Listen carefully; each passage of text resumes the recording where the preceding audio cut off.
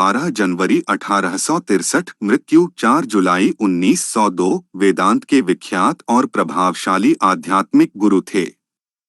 उनका वास्तविक नाम नरेंद्र नाथ दत्त था। उन्होंने अमेरिका स्थित शिकागो में सन 1893 में आयोजित विश्व धर्म महासभा में भारत की ओर से सनातन धर्म का प्रतिनिधित्व किया था। भारत का आध्यात्मिकता से परिपूर्ण वेदांत दर्शन अमेरिका और यूरोप के हर एक देश में स्वामी विवेकानंद की वक्तृता के कारण ही पहुंचा। उन्होंने रामकृष्ण मिशन की स्थापना की थी, जो आज भी अपना काम कर रहा है। वे रामकृष्ण परमहंस के सुयोग्य शिष्य थे। उन्हें 2 मिनट का समय दिया गया था, किंतु उन्हें प्रमुख रूप से उनके भाषण का आरंभ मेरे अमेरिकी बहनों एवं भाइयों के साथ करने के लिए जाना जाता है। 4 उनके संबोधन के इस प्रथम वाक्य ने सबका दिल जीत लिया था कि एक कुलीन बंगाली कायस्थ परिवार में जन्मे विवेकानंद आध्यात्मिकता की ओर झुके हुए गुरु रामकृष्ण देव से काफी प्रभावित थे, जिनसे उन्होंने सीखा कि सारे जीवों में स्वयं परमात्मा का ही अस्तित्व है। इसलिए मानव जाति अथेयथ जो मनुष्य दूसरे जरूरतमंदों की मदद करता है या सेवा द्वारा परमात्मा की भी सेवा की जा सकती है। रामकृष्ण की मृत्यु के बाद विवेकानंद ने बड़े पैमाने पर भारतीय उपमहाद्वीप की यात्रा की और ब्रिटिश भारत में तत्कालीन स्थितियों का प्रत्यक्ष ज्ञान प्राप्त किया। बाद में विश्व धर्म संसद 1893 में भारत का प्रतिनिधित्व करने संयुक्त राज्य अमेरिका के लिए प्रस्थान किया। विवेकानंद ने संयुक्त राज्य अमेरिका, इंग्लैंड और यूरोप में हिंदू दर्शन के सिद्धांतों का प्रसार किया और कई सार्वजनिक और निजी व्याख्यानों का आयोजन किया। भारत में विवेकानंद को एक देशभक्त सन्यासी के रूप में माना जाता है और उनके जन्मदिन को राष्ट्रीय युवा दिवस के रूप में मनाया जाता है। विवेकानंद का जन्म 12 जनवरी सन 1863 विद्वानों के अनुसार मकर संक्रांति संवत 1920 को कलकत्ता में एक कुलीन कायस्थ परिवार में हुआ था। उनके बचपन का घर का नाम वीरेश्वर रखा गया, किंतु उनका औपचारिक नाम नरेंद्रनाथ दत्त था। 8 पिता विश्वनाथ दत्त कलकत्ता हाईकोर्ट के एक प्रसिद्ध वकील थे। 9-10 दुर्गाचरण दत्ता, नरेंद्र के दादा, संस्कृत और फारसी के विद्वान थे। उन्होंने अपने परिवार को 25 वर्ष की आयु में छोड़ दिया और एक साधु बन गए। 11 उनकी माता भुवनेश्वरी देवी धार्मिक विचारों की महिला थीं। 11 उनका अधिकांश समय भगवान शिव की पूजा अर्चना में व्यतीत होता था। नरेंद्र के पिता और उनकी मां के धार्मिक, प्रगतिशील व तर्कसंगत रवैया ने उनकी सोच और व्यक्तित्व को आकार देने में सहायता की। 12-13 से ही नरेंद्र अत्यंत कुशाग्र बुद्धि के तो थे ही नटखट भी थे। अपने साथी बच्चों के साथ वे खूब शरारत करते और मौका मिलने पर अपने अध्यापकों के साथ भी शरारत करने से नहीं चूकते थे। उनके घर में नियमपूर्वक रोज पूजा पाठ होता था। धार्मिक प्रवृत्ति की होने के कारण माता भुवनेश्वरी देवी को पुराण, रामायण, महाभारत आदि की कथा सुनने का बहुत शौक था। 13 कथावाचक बराबर इनके घर आते रहते थे। नियमित रूप से भजन कीर्तन भी होता रहता था। परिवार के धार्मिक एवं आध्यात्मिक वातावरण के प्रभाव से बालक नरेंद्र के मन में बचपन से ही धर्म एवं अध्यात्म के संस्कार गहरे होते गए। माता पिता के संस्कारों और धार्मिक वातावरण के कारण बालक के मन में बचपन से ही ईश्वर को जानने और उसे प्राप्त करने की लालसा दिखाई देने लगी थी। ईश्वर के बारे में जानने की उत्सुकता में कभी कभी वे ऐसे प्रश्न पूछ बैठते थे कि इनके माता पिता और कथावाचक पंडित तक चक्कर में पड़ जाते थे। 1871 में 8 साल की उम्र में नरेंद्रनाथ ने ईश्वर चंद्र विद्यासागर के मेट्रोपॉलिटन संस्थान में दाखिला लिया, जहां वे स्कूल गए। 1877 में उनका परिवार रायपुर चला गया। 1879 में कलकत्ता में अपने परिवार की वापसी के बाद वह एकमात्र छात्र थे जिन्होंने प्रेसिडेंसी कॉलेज प्रवेश परीक्षा में प्रथम डिवीजन अंक प्राप्त किए। धर्म, इतिहास, सामाजिक विज्ञान, कला और साहित्य सहित विषयों के एक उत्साही पाठक थे। 17 इनकी वेद, उपनिषद, भगवद गीता, रामायण, महाभारत और पुराणों के अतिरिक्त अनेक हिंदू शास्त्रों में गहन रुचि थी। नरेंद्र को भारतीय शास्त्रीय संगीत में प्रशिक्षित किया गया था। 18 और ये नियमित रूप से शारीरिक व्यायाम में व खेलों में भाग लिया करते थे। नरेंद्र ने पश्चिमी तर्क, पश्चिमी दर्शन और यूरोपीय इतिहास का अध्ययन जनरल असेंबली इंस्टीट्यूशन, अब स्कॉटिश चर्च कॉलेज, में किया। 1881 में इन्होंने ललित कला की परीक्षा उत्तीर्ण की और 1884 में कला स्नातक की डिग्री पूरी कर ली। 20 ने David Hume, Immanuel Kant, Johann Gottlieb Fichte, Baruch Spinoza, George W H. Hegel, Arthur Schopenhauer, August Comte, John Stuart Mill और चार्ल्स डार्विन के कामों का अध्ययन किया। 22 उन्होंने स्पेंसर की किताब एजुकेशन 1860 का बंगाली में अनुवाद किया।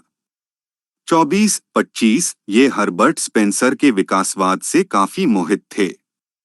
26 पश्चिम दार्शनिकों के अध्ययन के साथ ही इन्होंने संस्कृत ग्रंथों और बंगाली साहित्य को भी सीखा। विलियम हेस्टी, महासभा संस्था के प्रिंसिपल, ने लिखा, नरेंद्र वास्तव में एक जीनियस है।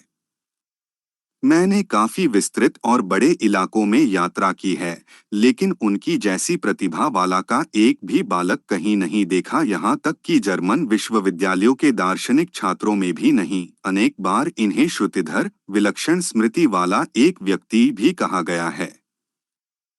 180 में नरेंद्र ईसाई से हिंदू धर्म में रामकृष्ण के प्रभाव से परिवर्तित केशव चंद्र सेन की नव विधान में शामिल हुए। नरेंद्र 1884 से पहले कुछ बिंदु पर एक फ्री मसोनरी लॉज और साधारण ब्रह्मा समाज, जो ब्रह्मा समाज का ही एक अलग गुट था और जो केशव चंद्र सेन और देवेंद्रनाथ टैगोर के नेतृत्व में था। 1881 से 1884 के दौरान ये सेंस बैंड ऑफ होप में भी सक्रिय रहे, जो धूम्रपान और शराब पीने से युवाओं को हतोत्साहित करता था। प्रारंभिक विश्वासों को ब्रह्मा समाज ने, जो एक निराकार ईश्वर में विश्वास और मूर्ति पूजा का प्रतिवाद करता था, ने प्रभावित किया और सुव्यवस्थित, युक्तिसंगत, अद्वैतवादी अवधारणाओं, धर्मशास्त्र, वेदांत और उपनिषदों के एक चयनात्मक और आधुनिक ढंग से अध्ययन पर प्रोत्साहित किया। इस अवस्था में नरेंद्र ने गेरुआ वस्त्र धारण कर लिए थे। तत्पश्चात उन्होंने पैदल ही पूरे भारतवर्ष की यात्रा की। विवेकानंद ने 31 मई 1893 को अपनी यात्रा शुरू की और जापान के कई शहरों, Nagasaki, Kobe, Yokohama, Osaka, Kyoto और टोक्यो समेत का दौरा किया। चीन और कनाडा होते हुए अमेरिका के शिकागो पहुंचे। सन 1893 में शिकागो, अमेरिका में विश्व धर्म परिषद हो रही थी। स्वामी विवेकानंद उसमें भारत के प्रतिनिधि के रूप में पहुंचे। यूरोप, अमेरिका के लोग उस समय पराधीन भारतवासियों को बहुत हीन दृष्टि से देखते थे। वहां लोगों ने बहुत प्रयत्न किया कि स्वामी विवेकानंद को सर्वधर्म परिषद में बोलने का समय ही न मिले, परंतु एक अमेरिकन प्रोफेसर के प्रयास से उन्हें थोड़ा समय मिला। उस परिषद में उनके विचार सुनकर सभी विद्वान चकित हो गए। फिर तो अमेरिका में उनका अत्यधिक स्वागत हुआ। वहां उनके भक्तों का एक बड़ा समुदाय बन गया। 3 वर्ष वे अमेरिका में रहे और वहां के लोगों को भारतीय तत्वज्ञान की अद्भुत ज्योति प्रदान की। उनकी वक्तृत्व शैली तथा ज्ञान को देखते हुए वहां के मीडिया ने उन्हें साइक्लोनिक हिंदू का नाम दिया। विद्या और भारतीय दर्शन के बिना विश्व अनाथ हो जाएगा, यह स्वामी विवेकानंद का दृढ़ विश्वास था। अमेरिका में उन्होंने रामकृष्ण मिशन की अनेक शाखाएं स्थापित कीं। अनेक अमेरिकी विद्वानों ने उनका शिष्यत्व ग्रहण किया। वे सदा अपने को गरीबों का सेवक कहते थे। भारत के गौरव को देश देशांतर में उज्ज्वल करने का उन्होंने सदा प्रयत्न किया है कि 39 वर्ष के संक्षिप्त जीवन काल में स्वामी विवेकानंद जो काम कर गए, वे आने वाली अनेक शताब्दियों तक पीढ़ियों का मार्गदर्शन करते रहेंगे। इस वर्ष की आयु में स्वामी विवेकानंद ने शिकागो, अमेरिका के विश्व धर्म सम्मेलन में हिंदू धर्म का प्रतिनिधित्व किया और उसे सार्वभौमिक पहचान दिलवाई। गुरुदेव रवींद्रनाथ ठाकुर ने एक बार कहा था, यदि आप भारत को जानना चाहते हैं तो विवेकानंद को पढ़िए। उनमें आप सब कुछ सकारात्मक ही पाएंगे, नकारात्मक कुछ भी नहीं। रोमारोला ने उनके बारे में कहा था, उनके द्वितीय होने की कल्पना करना भी असंभव है। वे जहां भी गए सर्वप्रथम ही रहे। हर कोई उनमें अपने नेता का दिग्दर्शन करता था। वे ईश्वर के प्रतिनिधि थे और सब पर प्रभुत्व प्राप्त कर लेना ही उनकी विशिष्टता थी। हिमालय प्रदेश में एक बार एक अनजान यात्री उन्हें देख ठिठक कर रुक गया और आश्चर्यपूर्वक चिल्ला उठा, शिव! यह ऐसा हुआ मानो उस व्यक्ति के आराध्य देव ने अपना नाम उनके माथे पर लिख दिया हो। संत ही नहीं, एक महान देशभक्त, वक्ता, विचारक, लेखक और मानव प्रेमी भी थे। अमेरिका से लौटकर उन्होंने देशवासियों का आह्वान करते हुए कहा था, नया भारत निकल पड़े मोची की दुकान से, भड़भूंजे के भाड़ से, कारखाने से, हाट से, बाजार से, निकल पड़े झाड़ियों, जंगलों, पहाड़ों, पर्वतों से, और जनता ने स्वामी की पुकार का उत्तर दिया। वह गर्व के साथ निकल पड़ी।